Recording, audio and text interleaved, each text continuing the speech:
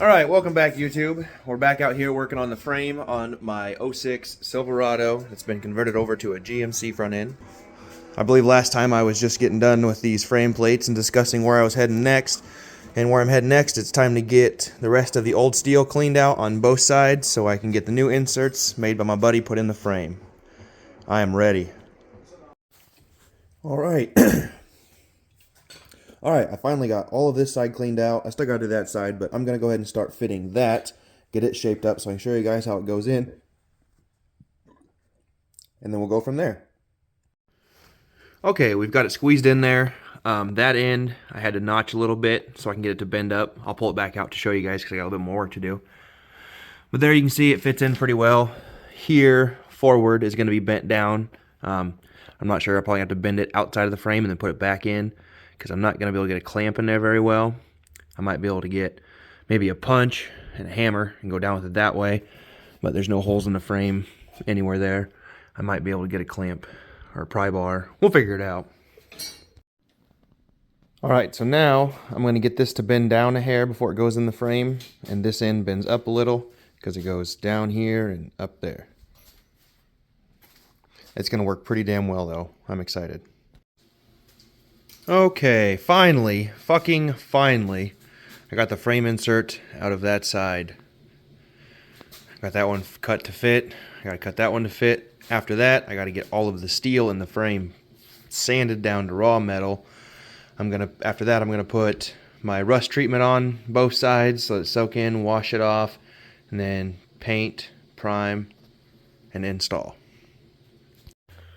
You know, I'd really like to get this truck rolled outside so I can pressure wash everything out really, really good before I even do any install or any more painting.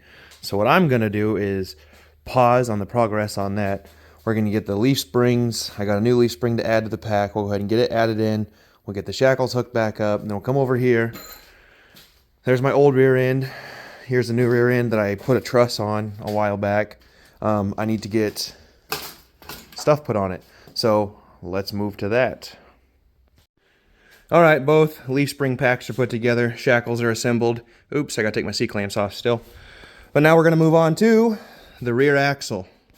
So this is for the internals of the axle. It's a complete bearing and shim rebuild kit because I've got to take the 410 gears out of my other axle and put in this axle. Why is my live it says my live is restricted to some audiences. Okay, sorry. I don't know where I was at in my video. But currently, for this axle, I need to get my brake kit from Detroit Axle opened up and see what we got to do to get that onto there, because I'm wanting my truck to roll out of here tomorrow so I can wash it. Alright. Alrighty, I got up a little bit later than I was hoping to get out here. But anyways, we're going to move forward. Right now, I'm just going to get this backing shield taken off, and I'm going to get the axle put in the truck so I can roll it outside, get it washed, get it rolled back in, and I'll worry about the brake assembly and such later. Right now, I need to get it outside so I can get it washed so it has time to get dried and back in here. Alright, I'm probably going to have to do a little reconfiguring because it looks like my ass end is sitting at about a 7 or 8 inch lift, and I only need 6. The shackles should have given me about 5. But I do have add-a-leaf, I do have a wedge in there to make my pinion angle corrected. And if it really comes down to it and I need to lose an inch, because I really don't want to take out any of my leaf springs because I'm going to use this truck. So I don't want to take out the overload and none of that. I need to leave the pack the way it is. So if anything, I can refab this to a different height or possibly a little bit shorter shackle. I'll look at some kits online and see what other ones look like for the rear shackle flip. I know I've seen some where the shackle is considerably shorter than that one, but I need to make sure that was for a Silverado, not a Jeep or something. It's not like I only have one option here either. I can get a shorter shackle to lower it an inch. I can refab my shackle mount to make it shorter. I can get an inch or 2 out of the back, but let's say I only want to take an inch out, so I can take an inch out here, and on the front, since I have coilovers now, I could probably get another 3/4 of an inch out of the front before I have to worry. We'll see what I come up with, though. You guys will find out when I show you. Also, I was just looking online the shackle flips online. The shackle is turned the other direction, so I assembled it backwards from what everyone else has. That might gain me some because the way it's offset. So what I'll probably end up doing, I guess, now is I will take and turn this around, and I will take, so I have two Adeleafs. I have the one I just purchased and an old one. I'll take the old one out because it's a little worn out. We'll leave the new one in, and we'll flip this, and we'll see where it sits. But that'll be after I get it back in here, because right now, since I've got it able to roll, fuck, I would have fit out the garage door. Now that it's able to roll, we'll get it outside and wash it, hopefully. All right, you probably can't really see the difference that great on video, but I flipped the shackles because I couldn't wait. I was curious. It actually helped like 3/8 of an inch. So I think I'll just take out the old overload, and we'll drop it down about another 3/8 or half, and that's where it's going to sit, because there is going to be a bit of weight on this truck, so it's going to sag because there's going to be a box with tools and yada yada. Hell yeah. Alright, I got the truck pushed out. I got my cab vents taped off. I soaked it with some Purple Power. Getting the garage all cleaned up. Now I'm going to pressure wash it, and after I'm done pressure washing it, it'll have to dry for a little while because it has to be dry to put on this metal etching rust neutralizer. So before you spray this on, you want to degrease your frame. You want to spray it real good with a good degreaser, pressure wash the ever-living fuck out of it, let it dry, then you apply this, and then it sits for like 20 minutes, and then you'll wash again. So yeah, we'll do that. Alright, the truck has to dry before I put the acid prep or acid wash on it, so I'm going to help it dry off a little. I've got the heater turned on, the garage is warming back up, so when I pull it back in after the second rinse, it'll dry quicker. So let's go blow this thing off. It's crazy. A pressure washer will do a pretty damn good job of getting shit blown apart. I use the 0-degree tip, which has the most pressure.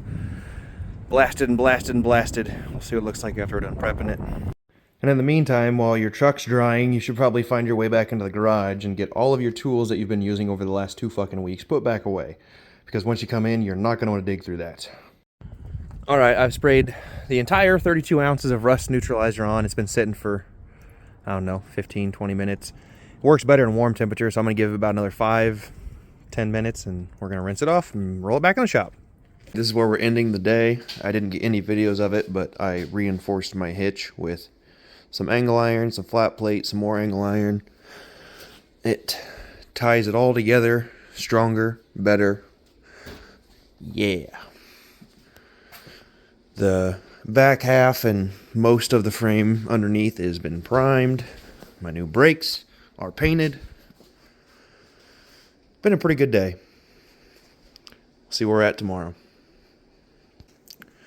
Alright, this morning I got my hitch put back on. The surfaces between the two are painted. Right now I'm working on the passenger side, getting the frame insert installed. It's turning out pretty good. You kind of got to get creative when doing something like this for the first time. You got to figure out how to clamp and whatnot, and I'll show you guys a little trick. So if you look inside the frame right there, I've got a neodymium magnet hooked to a socket, well, stuck to a socket, because on this side I've got a clamp going through that hole, and then on that clamp I've got another socket under it, because you got to kind of reach in places and make things happen. I will have a video on how to install these. I'll show you on it'll be on the passenger side, but there'll be a whole separate video on just how to do those frame inserts, because my buddy TJ made them for me, and if you guys need something like that, you can let me know and we can get a hold of him and get you a set, and then I'll have a video showing you how I did it. Anyways, back to work. Well, that's probably what we're going to call it quits for the weekend. It's about 5:30. And go in and make some supper. I'm not really a big football fan, but Super Bowl Sunday, and my daughter likes football because her dad likes the Eagles, I think. So we're going to watch the football game, and I'm going to watch the commercials. But my progress for this week, tune in next week or in another 2 weeks or so when I have another full video on this thing. That's where we're at. I appreciate all the views. Hope you guys like my progress thus far. It's been pretty busy around here, and I'm looking forward to driving this thing out that fucking door. We'll see you guys on the next one. Don't forget to like and subscribe. You guys stay safe, and we'll see you next time.